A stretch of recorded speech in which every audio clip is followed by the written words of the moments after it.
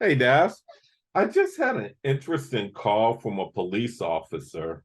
Can you give me a current update on violence in America, focusing on unusual activities in the past 3 years?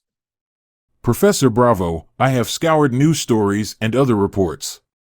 I have found information that relates to your query. According to NPR, the FBI's annual crime report for 2021, released October 28, 2022, says violent crime decreased by 1% from the previous year.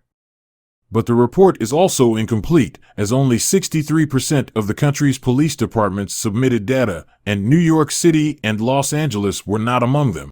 The CDC stated that in the United States, more than 7 people per hour die violently. In 2019, more than 19,100 people were victims of homicide and over 47,500 people died by suicide. According to the National Coalition Against Domestic Violence, on average, nearly 20 people per minute are physically abused by an intimate partner in the United States. During 1 year, this equates to more than 10 million women and men.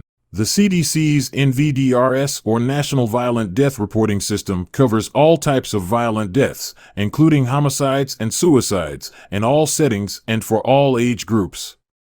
NVDRS includes over 600 unique data elements that provide valuable context about violent deaths such as relationship problems, mental health problems and treatment, toxicology results, and life stressors, including recent problems with a job, finances, or physical health problems. Das, that may be getting off track a bit. You people should be more interested in data. Excuse me? A few themes appeared after reviewing the data. The first item that came up was physical violence.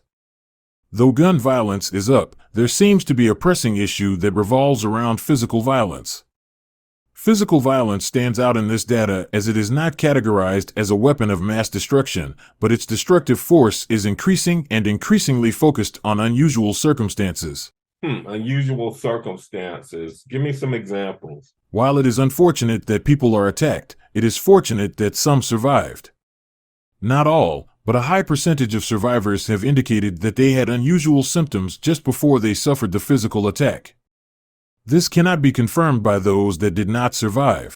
What would be the symptoms that the people suffered? Many of the survivors mentioned that they felt uncomfortable prior to the attack. Dash, feeling awkward or unusual prior to an attack, that's not that strange. We might call that intuition or... Agreed, Professor. But in these instances and encounters, many of the victims have reported the same symptoms. According to reports, the symptoms were like allergies and emanated from the human's ear canals. Does the data indicate any chemicals in the attack? Maybe like them being sprayed with something? Chemical attacks were not indicated in any of the autopsies, none of the survivors reported being sprayed, and no foreign substances were found on their clothing. Interesting. Any other themes? As partially addressed earlier, the violence seems to be physical and with no utilization of weapons. All right, Das, thanks. Please continue to aggregate this data. Of course, Professor.